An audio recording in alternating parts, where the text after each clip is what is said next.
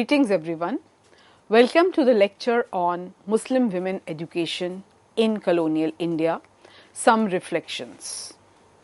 Presently we are discussing about some Muslim women writers and how they raised or addressed the question of education and reforms. We can explore the question of education of Muslim women in the 20th century with respect to select writers. So, for example, Ruqayya Sakhawat Hussain, through her works like Sultanas Dream and Padmarag, pointed to the change that women's roles demanded with the turn of the 20th century. She presented these works as acts of resistance against the male-dominated society where women were at the lowest ebb of the order. The classic work Sultanas Dream is an illustration of women's realization about men's unjust oppression in the society and the power of education and its efficient use for a progressive and a successful life. Unlike Ras Sundari Devi, who was not encouraged for education both by her parents as well as by her husband, Begum Ruqayya, whose time span was from 1880 to 1932, was born in a family where her brother taught her English and Bengali, while after marriage her husband Sayyid Sakhawat Hussain encouraged her to study both English and Bengali. She started writing short stories and novels in Bengali, mostly about women's condition and how education could help them. Although in some of her essays like Sugrahini, she emphasized on women's education so that they can play their traditional roles at home in a better way, she criticized Parda system which confined women for the sake of male honor and made them dependent on men. After her husband's death in 1909, she established a school, Sakhawat Memorial Girls School for Muslim girls in Bhagalpur, Bihar, which was opposed by her in-laws. She shifted it to Calcutta in 1911. The curriculum of the school stressed on literacy and practical skills in handicrafts, home science, etc., along with physical fitness. A very important work that can be ascribed to her was Sultana's Dream that came out in 1905. In this essay, she depicted a utopia ruled by women, and in this utopia, interestingly, all men were locked up.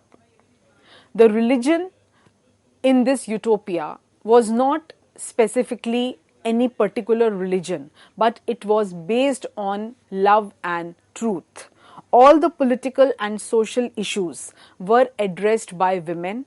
All of them were educated and were well equipped with scientific knowledge of storing solar energy and harnessing rainwater for various purposes. Such was the vision of Begum Ruqayya, that she visualized all women as highly educated and also of a scientific temperament who already knew all these special techniques of rain harvesting as well as harnessing solar energy.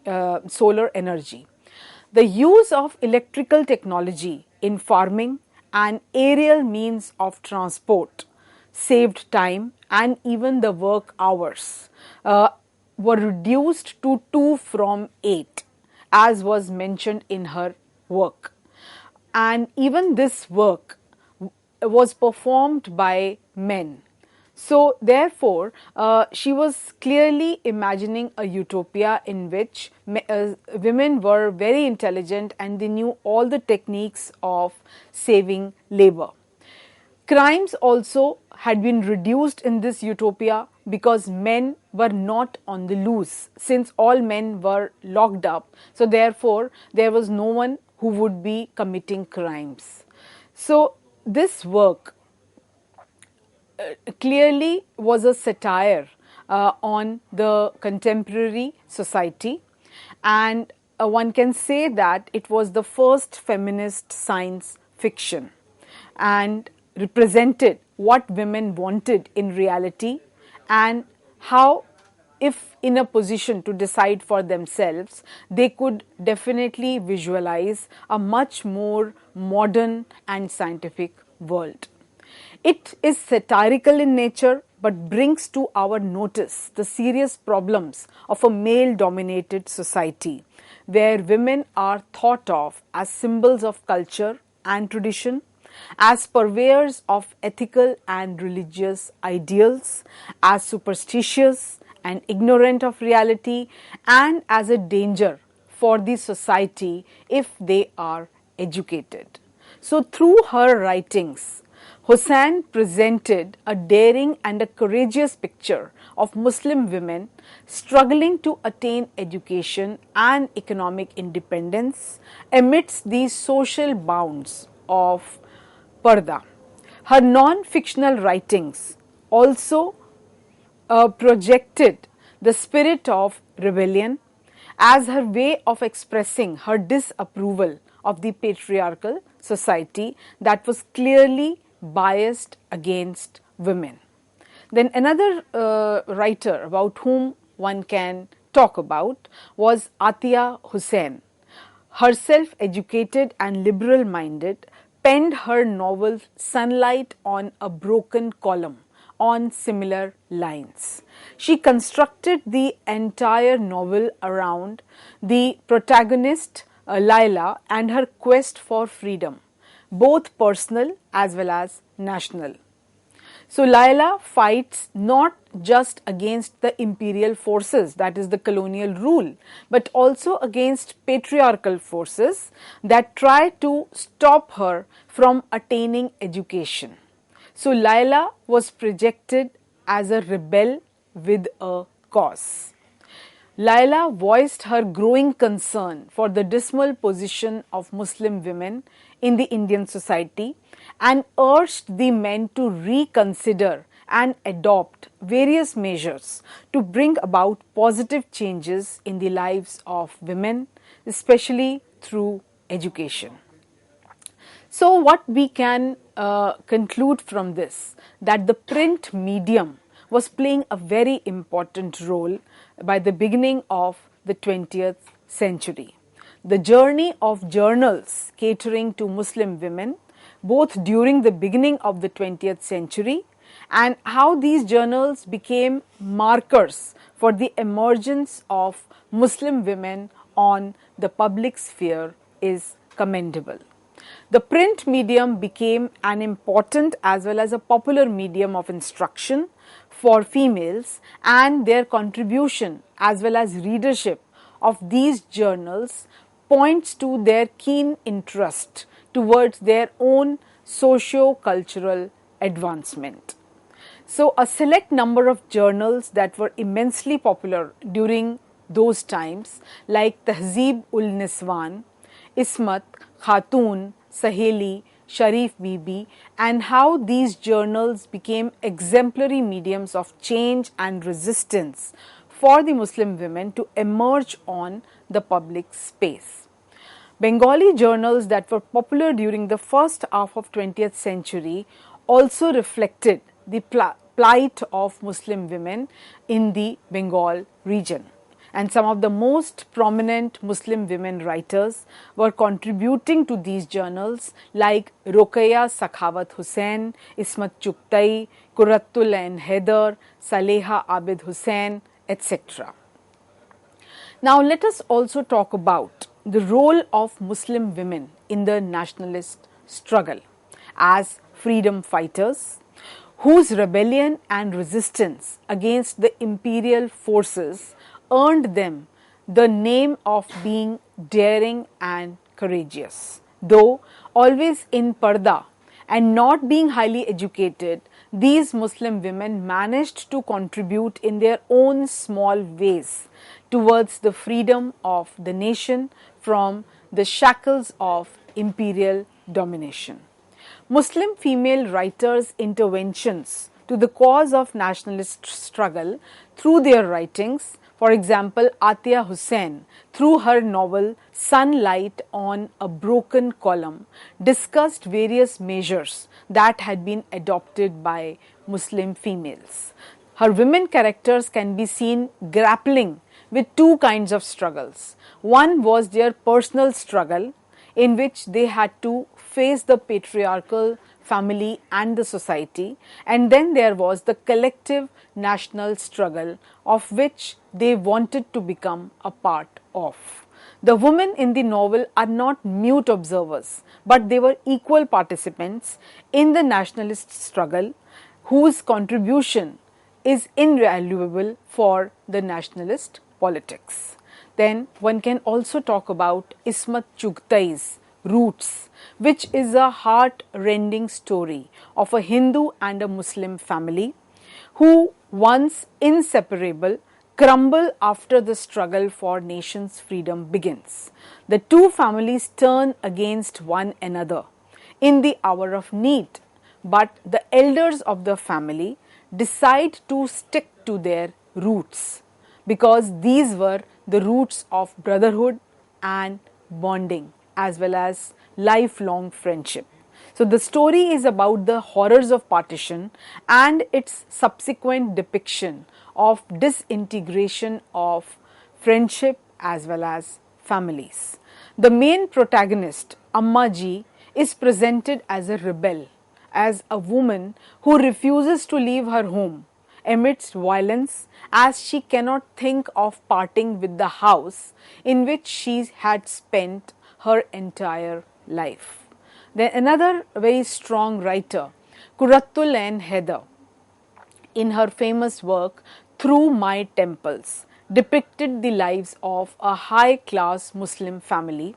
Rakshanda and Pichu, along with a group of college friends, positioned resistance against the British by contributing articles to a magazine and by becoming actively involved in the ongoing Satyagraha Andolan. So the entire group of friends disintegrates after partition, and Rakshanda feels the loss she has suffered along with the millions of Hindus and Muslims who were separated. So this novel is a very poignant description of the helplessness of people during partition. Muslim women writers, through the depiction of partition and its struggle, focused on the role of women and their kind of reaction against the oppression at the hands of the British. So through their works, they fought the dominant power structure and also resisted as well as rebelled against the power structure. Now, if we talk about the post-independence public sphere and how one can trace the role played by Muslim women, some of the popular journals in circulation after 1950s like Huda, Huma, Mashriki, Anchal, etc. However, gradually started declining, and after the arrival of satellite television and internet, their demise was complete. Muslim female personalities in journalism, films, television and academics through their respective vocations were definitely instrumental in bringing about positive changes in the position of Muslim women during the later part of 20th century. Now let us go back to the issue of colonial politics on veiling in India. Parda became one of the most debatable topics during the colonial period and was directly blamed for female backwardness. Various reform movements were undertaken to awaken people from ignorance towards the practice of parda, which was by default regarded as a reason of backwardness of women. Muslim women writers raised the issue of veiling in the 20th century, beginning with Ruqayya Sakhawat Husain's Sultanas Dream and Padmarag. Hussain fought against the concept of parda all her life, whether it was through her writings or it was through her educational establishments. Muslim women's lives in the zenana and how spatial seclusion was detrimental to their health as well as to their social development also was discussed time and again. Then Parda and Polygamy by Iqbalun Nisa Hussain is a very good example of a woman's reaction against the customs of Parda and polygamy. While polygamy was regarded as a befitting excuse for Muslim men to marry more than once, for women it was like a nightmare having to share their rights with other women, bringing out a sharp contrast between the four wives of Kabir. Hussain very diligently covered the issue of parda and expressed her rebellion against the same through her character Maqbool. Then one can also talk about Ismat Chhettri's The Veil, which was a befitting example of the agonies of parda life for Muslim women and how the veil was imposed upon women on the pretext of protecting them. And the usage of the two veils, that is, one depicting marriage and the other widowhood, was a symbolic of the burden of veil that a woman has to carry all her life. So Gorby's refusal to lift her veil for her husband was kind of indicative of her resistance towards him and the patriarchal society that tried to curb women on the pretext of safeguarding them. In the writings, women refused to be constricted to a stereotypical representation of their lot of being weak, backward or oppressed. They did not act against the teachings of Islam but against the patriarchal principles. Their narratives were symbolic of rebellion against their own community and the society at large. However, they were not rebels against Islam. They retained their Muslim identity very well and only reacted against patriarchy time and again. In this context, one can also talk about women like Abadi Bano Begum, also known as B. Amma. She was a woman who became one of the most important and powerful voices of freedom struggle. She took active part at par with men in the national movement. Born in 1852 in Amroha village, Muradabad, she was married in the princely state Rampur. Though she lost her husband at a young age, she did not remarry. She had two sons, Maulana Muhammad Ali and Maulana Shaukat Ali, who were famously known as Ali brothers. She nurtured her children into becoming powerful leaders of Indian independence movement. Her own involvement in the freedom movement began with the Home Rule movement, to which she rendered not only moral support but also financial support, which was much needed at that time. She is also known as a very brave leader, because when the British government detained Ali brothers under the Indian Defence Regulations, she went along with them. And when a police official proposed for the surrender of her sons, she bluntly refused, saying, "If my sons agree to the proposal of the government, I will kill them by strangulation.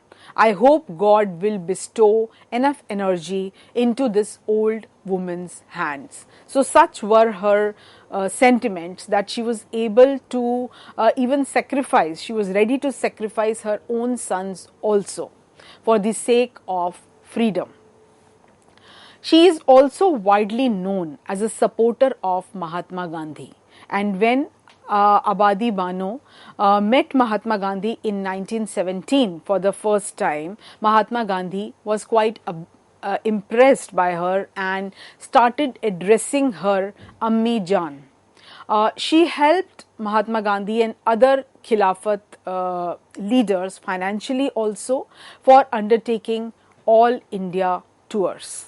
She attended the Indian National Congress and the All India Muslim League sessions in 1917 held at Calcutta and emphasized that complete freedom could be achieved through unity between Hindus and Muslims. She also played a very constructive role during the Khilafat and non-cooperation movement in 1919. The fact that the British government official records treated her as a dangerous person indicates how powerful she was. Apart from participating in politics, she also guided several women's organizations all over India. And she played a very active role despite her old age, ill health, and also cruel atrocities of police. And finally, she breathed her last in 1924. So, having discussed the important role that was played by these women, one can say that the study of history reveals that there always will be a complex relationship between the colonizer and the colonized people, both related to each other in a relationship of power. Imperial power or the hegemony of the colonizer always made deep impact on every aspect of life of the colonized people. Subcontinent or India was the largest colony of Great Britain with respect to area, land and population. The concept of Muslim education was revolutionized during the British rule because of the conditions that were prevalent. And also the dominant British imperialism had also kind of unleashed identity politics both among the Hindus as well as the Muslims of the Indian subcontinent. And definitely women responded to this challenge time and again. It was not as if it was only the colonial administrator who was introducing the reforms, or it was the male reformers both within the Hindu community or the Muslim community who were taking the lead in bringing about the change. Rather, one can say that the agency of women themselves was quite powerful and it was quite instrumental in bringing about positive change and in also kind of creating a chain reaction. So by writing in journals and by using print media and also by investing in several educational institutions, these women were not only creating a conducive atmosphere, rather they were also inspiring coming generations of women to get educated. Thank you.